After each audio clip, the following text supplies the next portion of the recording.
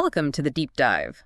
Today, we're jumping straight into something really critical, this record-breaking heat wave that's just scorching the southwestern U.S. and northern Mexico. We've looked at a lot of sources, and they all point towards, well, a growing public health emergency. Okay, let's unpack this. I mean, the scale is just staggering. We're talking temperatures way, way above 45 Celsius. That's 113 Fahrenheit. Yeah, and climbing higher in some desert spots near 50 Celsius. Exactly. The sources say it's nearly impossible to step outside without risk. It really makes you think. And that's the key thing, isn't it? It goes beyond just feeling hot. What's fascinating here is the immediate health crisis unfolding. We're seeing a huge jump in heat-related illnesses, dehydration, sure, but also heat exhaustion, and really worryingly, heat stroke. Which can be incredibly serious fast. Extremely fast. Irreversible damage within minutes.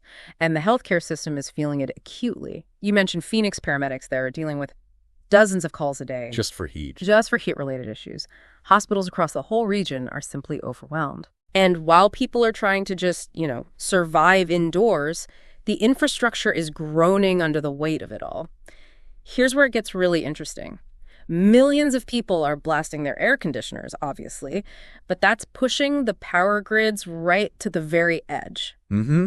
Utility companies are putting out warnings. Serious warnings, yeah. Asking people to conserve, warning about blackouts, and the kicker, rolling power cuts have already started in some places. Which is terrifying for vulnerable people, right? Yeah. Those without cooling options. Exactly. The ones who need it most are losing it. And if we connect this to the bigger picture, this isn't just a U.S. Southwest issue. Northern Mexico is absolutely baking, too. Right.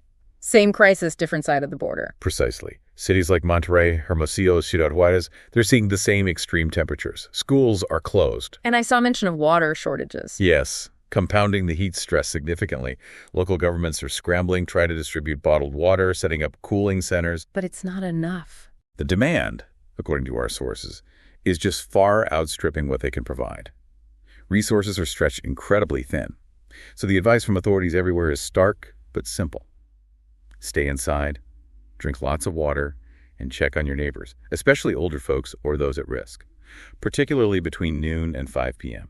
That peak heat window. Okay, so digging into the why behind this, our sources are pretty clear. Experts are framing this not as some freak event, but as part of a pattern.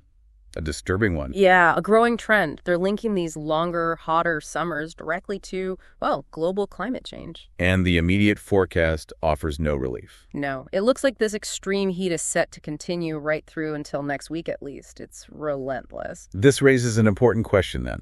What are the longer-term implications here? If temperatures are spiking earlier each year and staying high for longer stretches, think about the cumulative risk to health, definitely, but also agriculture infrastructure. Our whole way of life in these regions. Absolutely. It forces us to think about adaptation. So while that immediate message is vital, stay indoors, stay hydrated, stay alert, there's a much bigger conversation communities need to have. So bringing it all together, our deep dive really underscores that this is more than just bad weather. It's a genuine public health emergency, and it's exposing some serious vulnerabilities in our systems, pushing them right to the brink. Yeah. Maybe past limits we thought existed. Indeed. And considering this growing trend we've discussed, the really provocative thought to leave you with might be this.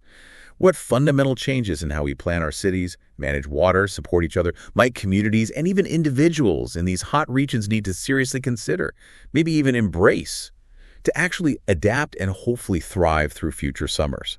Because the projections suggest these intense, prolonged heat waves aren't going away. They're likely the new reality we need to prepare for.